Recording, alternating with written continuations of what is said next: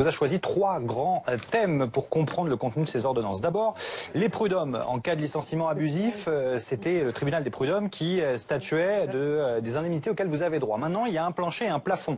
Le plafond, désormais, 3 mois de salaire pour 2 ans d'ancienneté, 20 mois de salaire pour 30 ans d'ancienneté. On ne pourra pas toucher plus que cette grille-là. Le délai de recours aussi au prud'homme, on avait 2 ans dans certains cas, maintenant une année seulement pour tous les licenciements. Ces plafonds, ils ne s'appliquent pas toutefois en cas de licenciement abusif pour discrimination ou pour harcèlement. Et les indemnités légales, elles vont être augmentées de plus de 25%. Ça veut dire quoi? Eh bien, jusqu'ici, on touchait 1/5 de mois de salaire par année d'ancienneté. Désormais, on touchera 1/4 de mois de salaire par année d'ancienneté.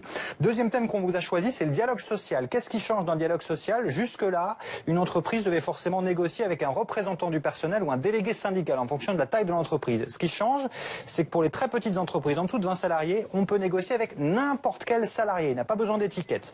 De 20 à 50 salariés, on peut négocier avec un élu, mais il n'a pas besoin d'appartenir à un syndicat. Et au-delà de 50 salariés, c'est une des grandes réformes, des grandes mesures. On fusionne les instances. Il y en avait 3.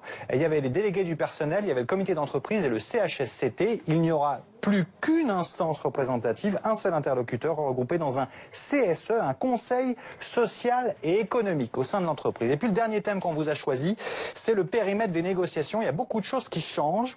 Jusque-là, il y avait les branches qui s'occupaient du temps de travail, de la rémunération. Ça va aller aux entreprises. Les entreprises vont pouvoir négocier les primes qu'elles accordent à la salariée, le temps de travail, les rémunérations. Les branches, elles, vont pouvoir négocier les CDD. Jusque-là, c'était la loi uniquement qui pouvait le faire. Désormais, les branches pourront négocier la durée du CDD, le nombre de renouvellements, la carence.